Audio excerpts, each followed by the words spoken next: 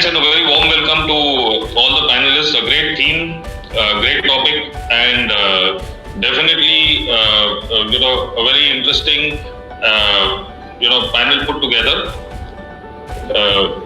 All being pillars and stalwarts who have actually walked the talk of what the topic is today.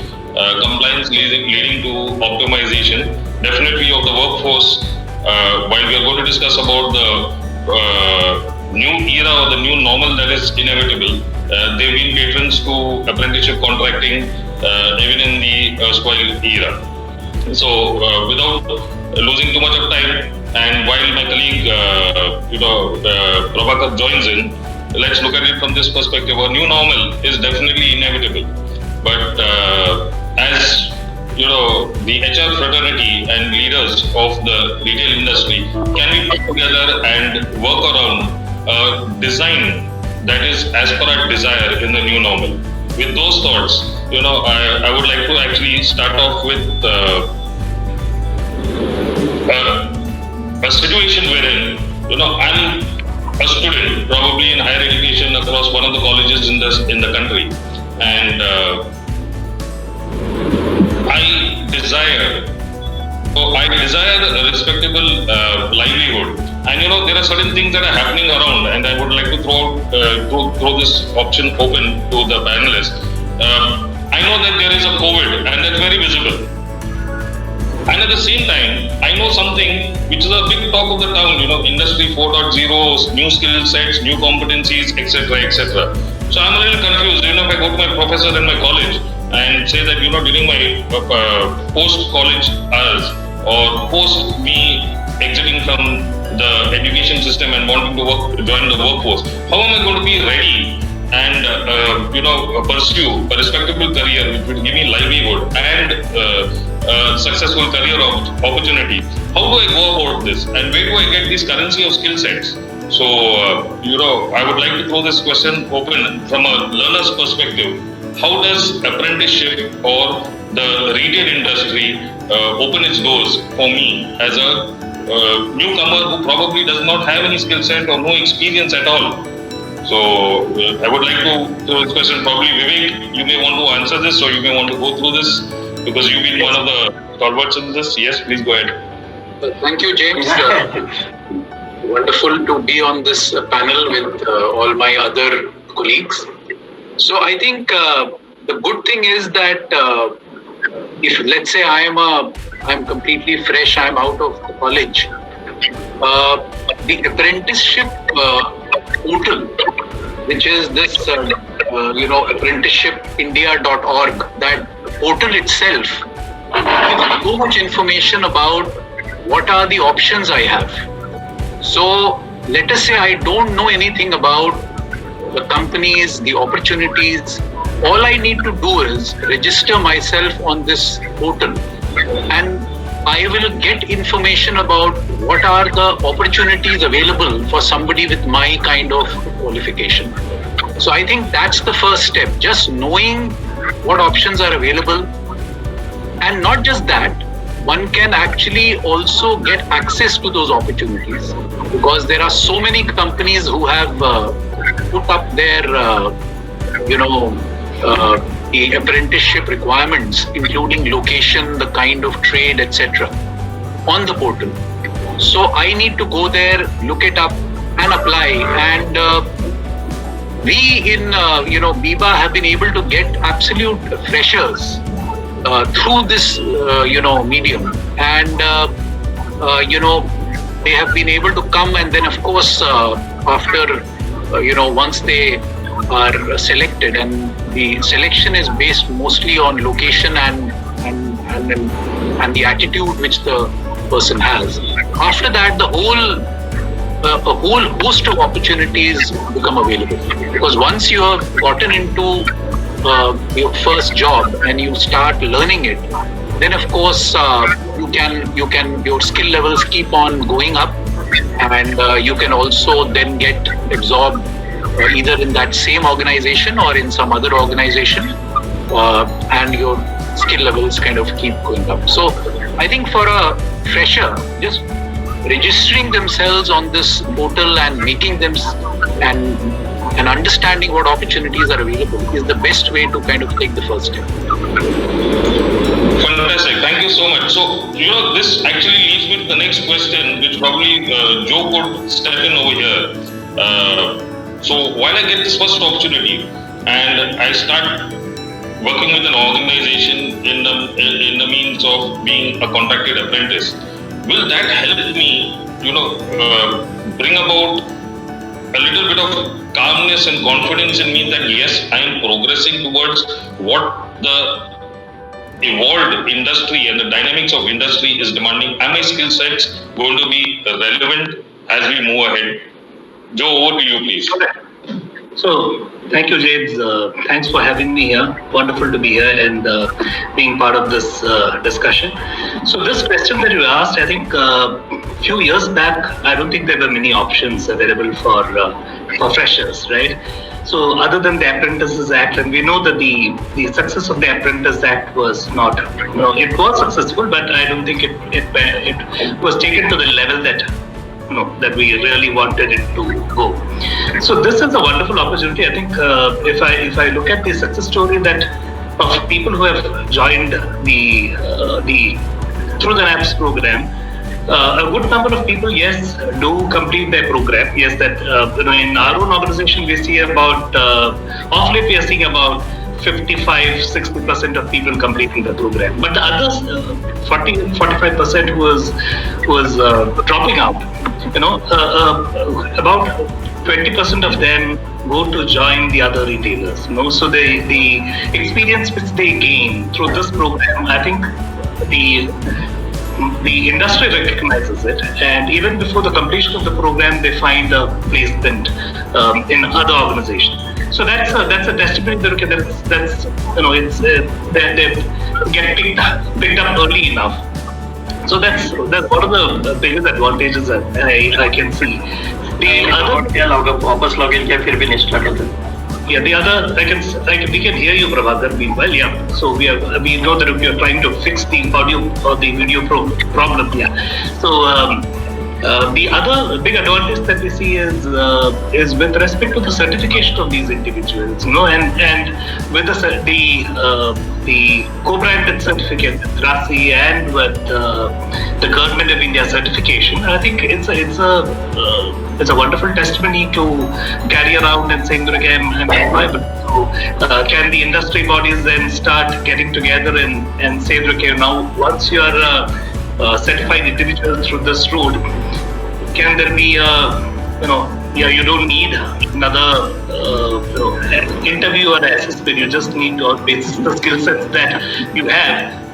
Any organization can pick you up. So that if we can build that kind of a confidence, I think the program will see a different level of engagement by industry as well as by the individuals.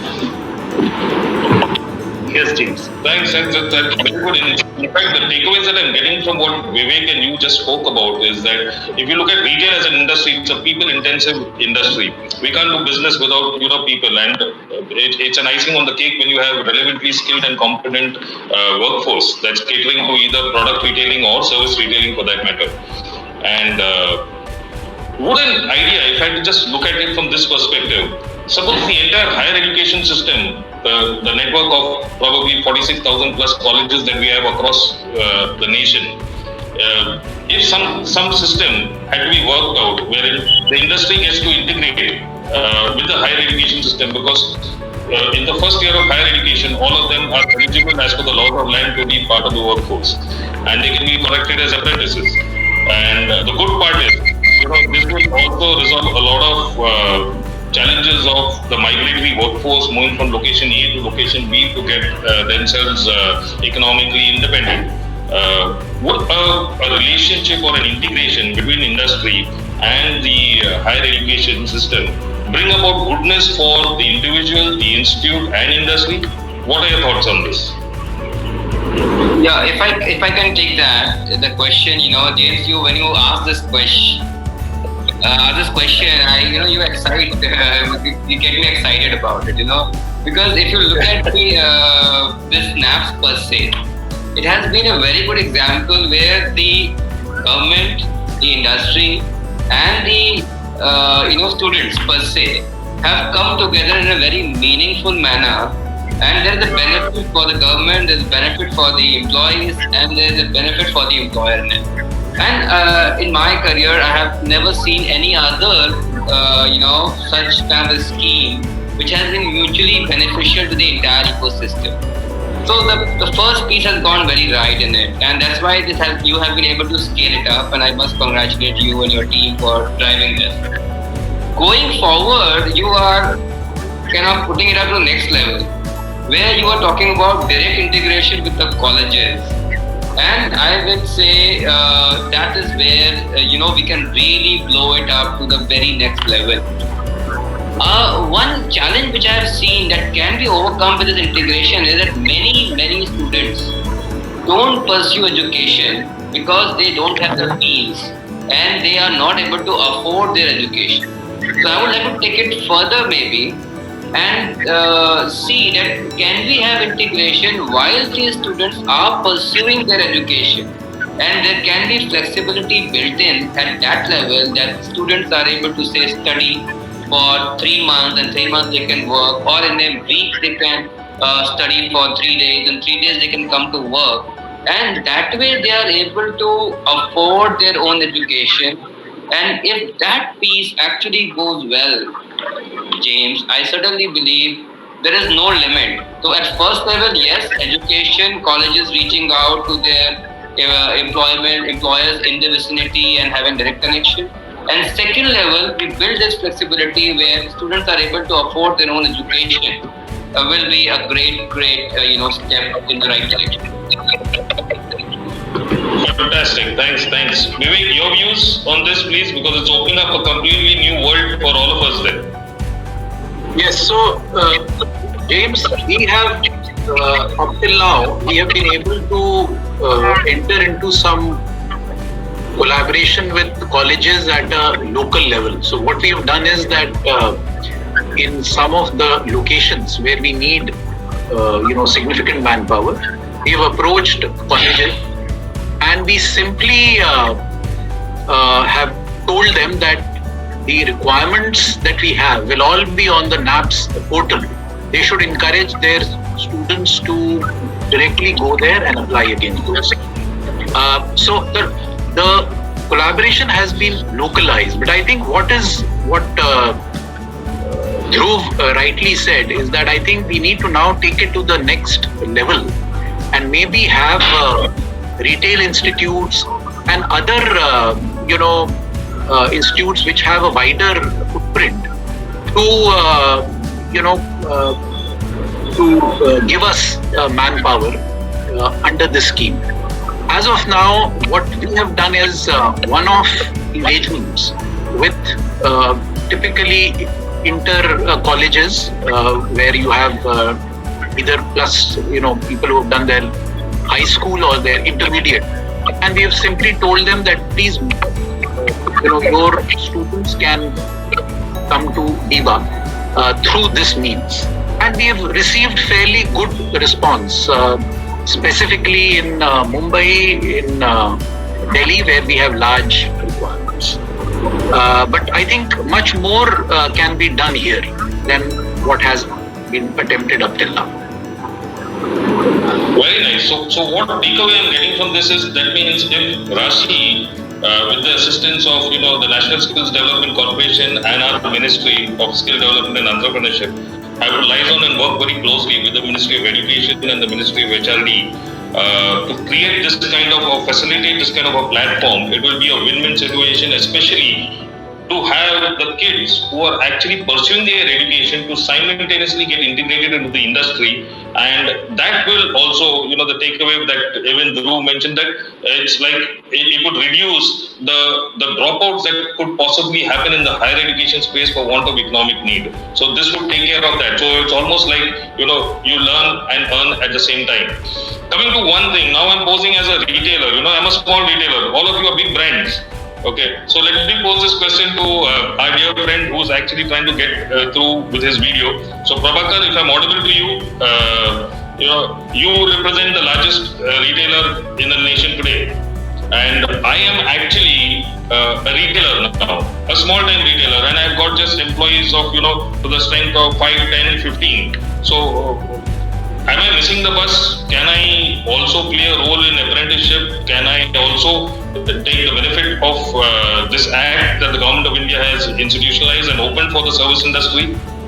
Share your views, please. As far as the small scale industry, you raised the right question, whether they also should go for this scheme or not. In our organization, in fact, we have gone ahead and in fact we have registered our vendors also, the supply chain vendors and other vendors under the scheme. So the advantage here is that one is like one is like we are developing a talent pool for the stores coming plus the supply chain operation coming. So when you require a skilled manpower, and right now we have a crunch of a skilled manpower. As far as the smaller organization is concerned, definitely there is a cost advantage. Other than cost advantage, definitely that helps to the organization to have a balanced workforce wherein we have a regular people as well as the people who are undergoing a training on a particular trade. Now there is a legal requirement also which I wanted to tell here, because as far as the apprenticeship scheme is concerned, the Act has been modified in the year amended has been here in the year 2014, and in 2016 this NAPS has been introduced. And when NAPS has been introduced, so many changes have been done, and it's like a flagship program of the government. So under the flagship program of the government wanted to increase the number of apprentices tenfold. Currently we have around 282,000 apprentices across Pan India. But what government is looking about 20-25 lakhs of apprentices across Pan India. That's one. Second, as far as the applicability is concerned, wherever you have more than 30 people, definitely legally you need to have apprentices. Minimum 2.5% is the requirement legally, wherein all organizations are required to keep apprentices, particularly the trade they are running in their organization. Now, see whether the organization were having 4 to 30 people, can they have this scheme? The answer is yes. It is optional to them, so they can also use this scheme and can have these apprentices in their organization. So, particularly with the Reliance, if you say, in fact, we insisted, and in fact, we registered so many vendors, the contractors under this scheme, and they are getting benefit under this scheme. So, very, very useful. And there is a confusion among the so many people whether it's really applicable to my organization or not organization. But I wanted to take out that confusion by saying that now it is applicable. Earlier it was applicable only to the manufacturing industry, but that is not the case today. It is applicable to all industry, including small scale, middle scale, large scale organization. So it is applicable to everybody. Legally, we need to be 100% compliant as far as the apprenticeship engagement is concerned. Great. So you used that term, fantastic. In fact, which means if I am a retailer, even if I have 10 employees, I can take benefit under the scheme of apprenticeship, and I can contract apprentices, which is a big win for the small and medium segment. And it sounds so nice when the largest retailer says that you have got even your vendors, your suppliers, etc. enrolled in this. It's a fantastic move, because you're bringing about compliance not only within your organization but to all your associated partners in business, which is very nice. Great initiative. And in fact, it's giving me a thought. I just look at it this way. Looking a step beyond, India has approximately 9,000 plus railway platforms, and we have a store on every platform. Probably they also can get into this because they have 3 plus employees with them, so they also can take the benefit on this. The good part is, I can be a child staying at Lasalgaon and do not even have to move to Nasik to get employed. I can get employed from Lasalgaon, within Lasalgaon, on the railway platform, wherein I can just have a walking distance from residence to workplace. Great. So this is another thing which actually can be looked upon very well. The only thing is, now coming back to my role as an apprentice. Suppose James is an apprentice and gets contracted with one of you in your organizations. I have one big question in my mind. am I going to be considered inferior to the others? What is my growth path after getting contracted as an apprentice with any of your organizations? Do I have any growth options? What is it, or how does it work for me? Anyone would want, Vivek, you would want to say something on this? Yes.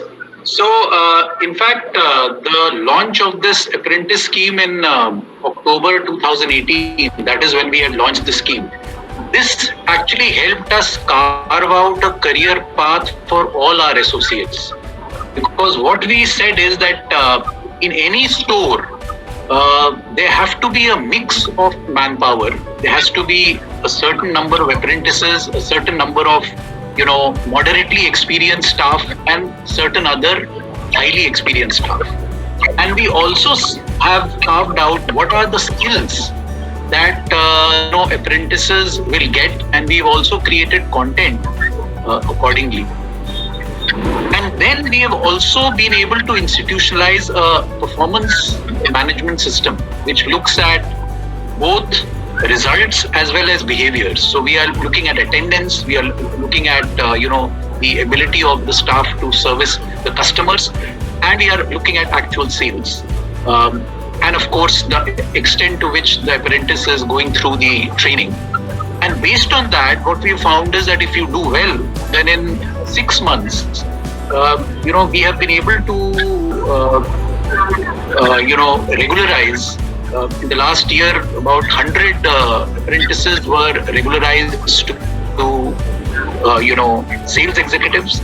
And because now there is a path, therefore we were also able to say that the sales executives who were able to train apprentices, we were able to give them slightly more responsibilities, and we were able to create product champions and customer service champions there. So I think if you are an apprentice and you show a progress, you will become a regular employee. And if you are a regular employee who is taking care of apprentices, then that also shows up in your advancement, in the hierarchy. So now we have apprentice, we have got sales executives, we have senior sales executives. There is a gradation of skills and responsibilities that we have been able to create at the store because of this program. And all this while keeping costs in check, because you don't have to pay the statutory components like Provident Fund and ESIC for your apprentices. We have of course enrolled all of them in medical insurance because we thought that was essential. But and we get 1,500 rupees per month for as subsidy from the government. So while keeping costs in check, it's a great way to develop different skill levels within your store and also to do manpower planning in the store. And it's actually, so as a result, about 8%, of the total strength is of apprentices. So we've been able to bring it up to about 8%. So that's been the impact of this. Very encouraging, very encouraging. That means the misconception probably I had in my mind because of hearsay of apprentice being inferior to a regular employee. In fact, when I look at it, it's actually my door that opens up for a career path that can actually grow, and it's dependent on me how fast I actually can grow in this journey. It's directly my contribution and my performance that is going to actually pave my path growing vertically. Great to hear that, and good to hear also that your organization is at 8% of this, which leads me to another question. You mentioned about benefits, you mentioned about the child getting taken care of. It's like a journey, and this becomes the first part. Should he or she not have any skill sets, they get nurtured, they get groomed, and they get vertically grown within the system. Dhruv, I would like to ask you your experience, especially in terms of if I have to pose as an HR manager within your system. I can understand during this pandemic period itself, there were huge challenges and huge overnight manpower requirements that your organization actually had in various locations. And in such a situation, going ahead, how would apprentice and contracting of apprentices assist and de-stress the HR team that you have, which is operating across the nation? So great question. When we started, James, over here, I have never maintained, the differentiation in terms of apprentice and a normal team member. We call the first level people as team members. Because in my experience in earlier days, what I have seen is that if you keep the differentiation at the ground level, what happens is then people start comparing their salaries, people start comparing their work, their leave, their working hours, and then there is a kind of a 2 or 3 layers that get created, which are like maybe sometimes formal or informal at the store level. And the work starts getting allocated accordingly, that I am a senior guy, you will do this, I am do that. So what we did was, and I guess that's where we were able to scale it up, we have about 1,000 apprentices right now, is that we said at the first level itself, there will be no difference. So the leave, the career path, the incentive, the working hours, the nature of work. So we never put them as an apprentice or an inferior to a normal team member to begin with. And that also applied, what we did was that we kept the stipend also at the take-home level of a normal team member who is getting a minimum wage. So we said your take-home salary is the same, and then everything else is same. So what they did was, now coming to what you asked me, so now they are like in normal. So at the ground level, maybe in many of the stores, even certain level to my store managers, they will never be able to differentiate that he is an apprentice or he is a normal team member. While all the benefit that Vivek sir talk about, we are all getting it. Second thing is that once we went into it, we got exposed to the entire network of RAI and RASCI and the other third-party providers that you have enabled in between. So we got exposed to the various NGOs, like which we are not hiring from earlier, like PMKVY, and there are various state-level initiatives, and there are various other NGOs which are working, which already are in the ecosystem of retailers association, which we were not hiring from. And now that became a conduit. So say from one good scheme of government like PMKVY, we are now moving them into NAPS, which is another good government scheme.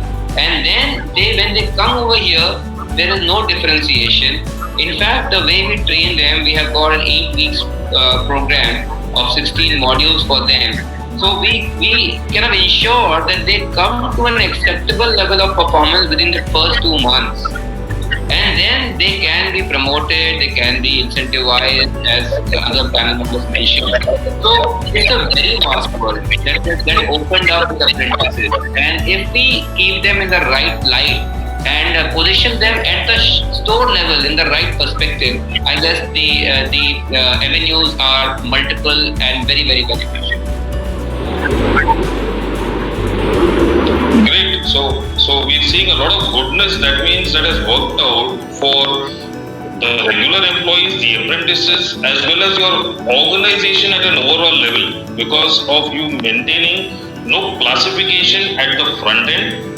Though, from a contracting and hiring perspective, from a statutory perspective, which is internal to the organization, they could be the different buckets as per the percentage permissible as per law. However, at the front end and within the team, each one is equal. So that's a great takeaway. In fact, another very good takeaway which even Vivek was mentioning was actually the true essence of apprentice. Because if I had to be an apprentice contracted by any one of you, and if my contract period was supposed to be, let's say, 12 months or 18 months or 22 months, and if in the 6th month I have been able to come up to the stage and your expectations of a regular employee actually to perform the task the way a regular employee would actually perform, and you transition me, prematurely probably, it's actually the essence and success of what the government and industry is doing together. And it's so encouraging to actually hear these success stories.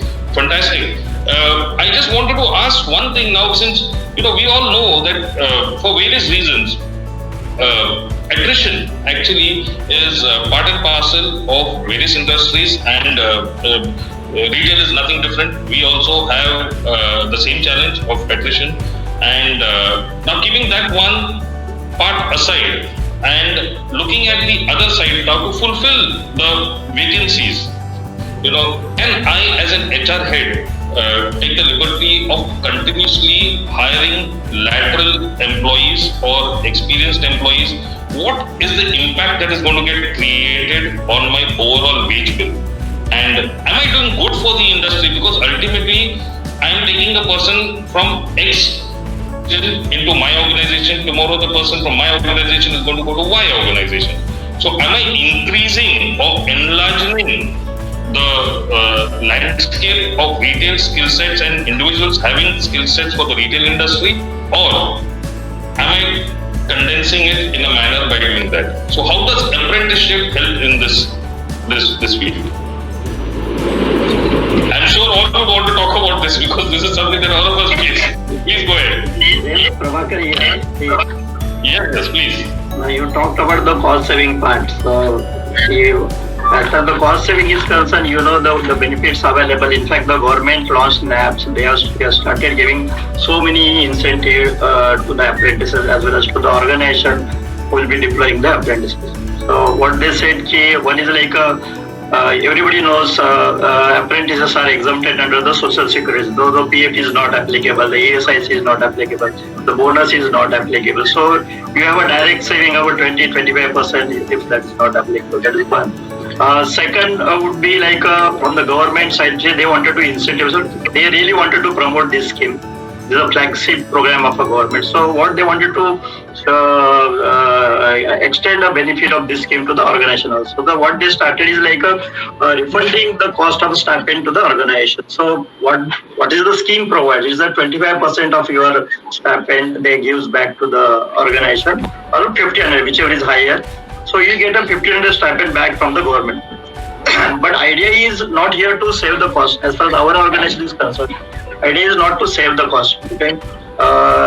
Say anyway you have a cost saving that can be used for giving an attractive stipend to the people. Okay. You have a saving, but that can be used to because main requirement is to attract the people, develop a talent pipeline. When you are opening so many stores, retail is growing everywhere. In fact, now in the rural areas also you have a retail business. So there is a need of an hour to develop a skill, particularly with respect to the retail. And you need a skilled people, talented people in your organization or in your stores also. So the idea is clear, wherever you get this cost advantage, that can be used for a positive purpose, like incentivizing the apprentices itself. If they complete 1 year of service, 6 months of service, giving back that whatever saving you have to the people, that is one idea. And give the attractive stipend to the people so that the fresher will get attractive to your organization and more people can join to the apprenticeship scheme. That is one advantage. These people join with a mindset they wanted to work in a retail, so their mindset is fixed. So in the beginning you explain everything, so they come with a mindset. And if they get an attractive stipend in the beginning itself, though there is no social security, Vivek said, in our organization also now we have covered them under the medical insurance as far as the COVID is concerned. So that kind of anyway we are taking care of their health and other these things. There are safety measures, there are health measures we have. Other than this thing, if you give an attractive this thing, so cost saving is there, definitely cost saving there. But that cost saving can be used for a positive purpose of attracting very good people to your organization. And you can have a more and more number of people. So that we reached up to 8,800 with the help from RASCI. So 8,800 is a big number as to the apprentices are concerned. So idea is not only to save the cost. Idea is to there is a crunch of people to somehow get help of this scheme to attract very good people, talented people to the operation. Wow. Anyone else would want to share their views on this? So James, yes. So James, so my experience has been that the program can be as successful as how the operating managers adopt it, right? So we found that initially when the program, the freshers under the NAPS program were being recruited, there was a mindset that okay, these are freshers and they wouldn't be as productive as the lateral hires. So what we did is we also did a quick after the 45-day training which the training team did, we constantly mapped their productivity in terms of how soon they become productive.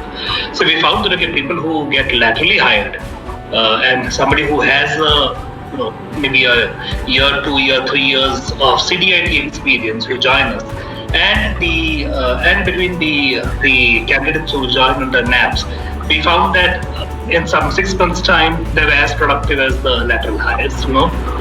So data like this, when we shared it with operating managers, I think there were more acceptance. And what we also see is the store managers. The store managers who invest time in them, in terms of their training and their mentoring and their coaching aspect. We find that okay, those are the ones who turn out to be brighter, and those are the guys who really stand apart. So it's very important for the operating managers to own this program, and and that's how the program can be more successful. Very nice. So before we get into a few questions that are there, I would just like each one of you to share the top 3 benefits that each one of you have seen because of which you all embraced apprentices and contracted them. We could start off with Prabhakar, since he is the person without the video. Let's give him the benefit. Sorry, James, can you repeat the question? What are the 3 benefits? While there'll be many, what are the 3 benefits that you actually had seen for which you said yes, apprenticeship has to be part of my system? Yeah. So as I told earlier also, the earlier question also, definitely it helps for talent development. And wherever you are opening a new stores, you can use these people, because initial 2-3 months they can be trained and they can acquire the soft skill, they can acquire the safety rules, the processes, then whatever from your work culture or values point of view, you can nurture them as per your requirements, and they are readily available to your organization whenever you start a new operation. That is one big advantage. Second is wherever there is a opportunity for these people, you are developing a skilled manpower. So wherein these people can be gainfully engaged anywhere, even if you don't have any vacancy. So these people can be gainfully engaged in any other organization. So you are giving an opportunity to the people to develop a skill among themselves, and they'll marketable themselves to the other organization also. Even though you don't have a vacancy, they can market themselves with the other organization, can earn it can be a source of their livelihood. In fact, I'd like to just intervene in this. This point that you mentioned actually has great social and national impact, because you are actually ensuring a person getting gainfully employed in the workforce through contracts, instead of actually loitering around the corners of the streets. So it's a fantastic point. Very good. And third point is obviously the cost saving. Very nice said. Yes, you get when you have apprentices, certainly there is a cost benefit. You get a incentive from the government as well as you save on a social security cost. Very good. So it's financial impact, it is social impact, as well as getting to customize and nurture the skill as per your own organization. Very good. Next, please. It can be Vivek. Yeah, so I think Prabhakar mentioned the important ones. I'll just talk about one thing. Our line managers, they used to think that if a person is not doing well, then you can just get rid of that person and hire somebody from the nearest store in the same vicinity, way in which they looked at manpower. But with apprentices, I think there's been a change in the mindset, and they are looking to develop skilled people and there is some responsibility that that I should develop my people. And I think that change is the most important thing. Managers realize that it's not just that you will hire from outside, but that you need to take in people and develop them. And I think that's a big change. Fantastic. So it's something more of making yourself actually, in a parlance, I would say, a finishing school or a system that actually enables a person on the skill sets that are required to succeed in the professional world. Very good, very nice. Dhruv, please share your thoughts, please. So that flexibility on the curriculum, on the hours, and that whole proposition of as is there is, that you can customize the proposition as you are doing it for other employees for your organization. That was a very big benefit. The second one. And third thing, personally as an HR professional, I would say other points have been spoken by Mr. Prabhakar and Mr. Vivek, that we have been able to create the direct contribution to the bottom line of the company.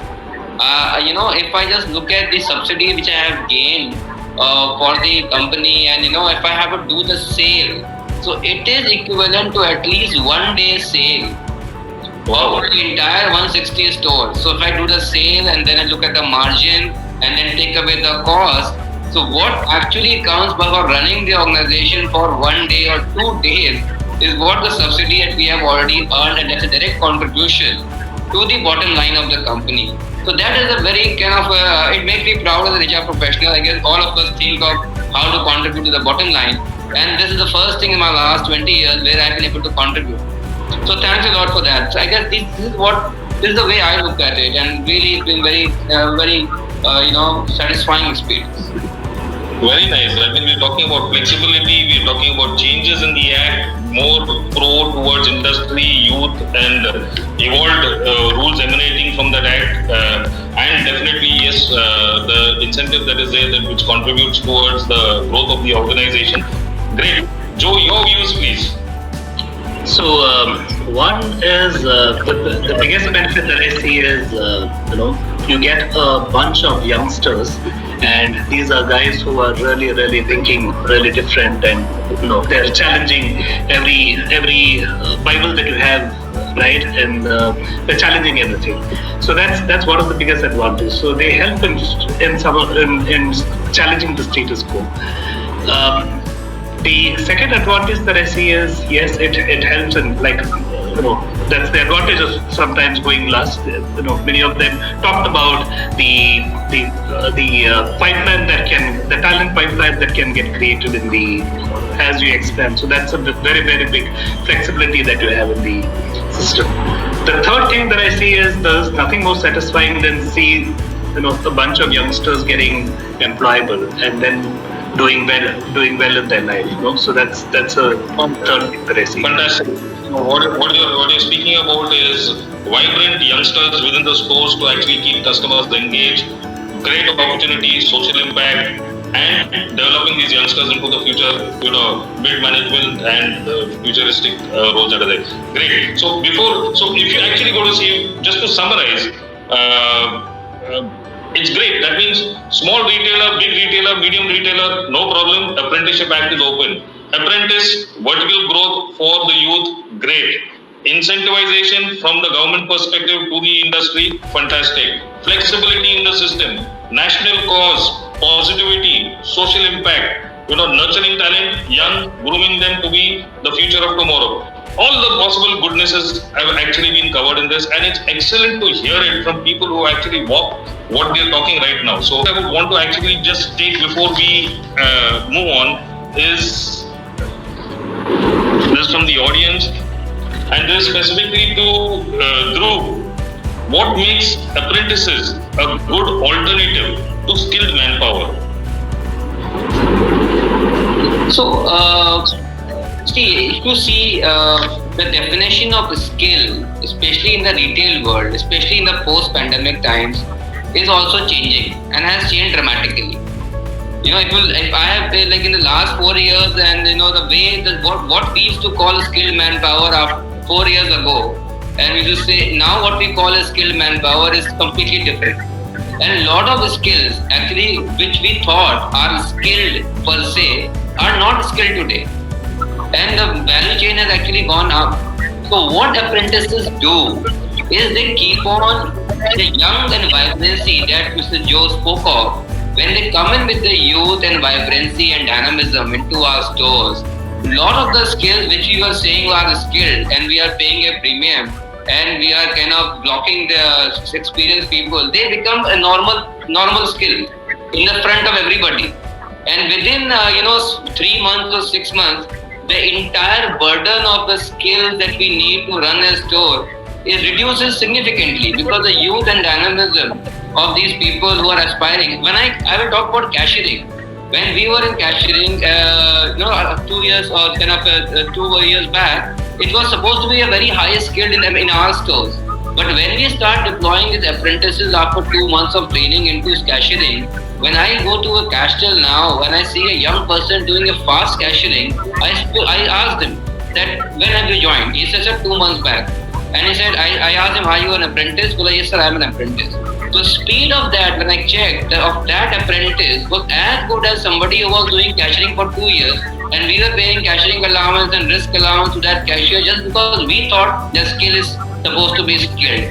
So in retail especially, there is very fluid definition of skill, and the skill can be really covered up by the youth and dynamism if we are able to train these people well. So what I keep kind of ensuring that we have a good training program and a good acceptance of that. That's why I spoke of as is there is and paying the same salaries and stipends and all the policies similar. Once there is acceptance of the store and they have an environment to grow, then they actually, change the entire definition of skill, and the entire burden of paying extra for the high skills reduces inside the stores.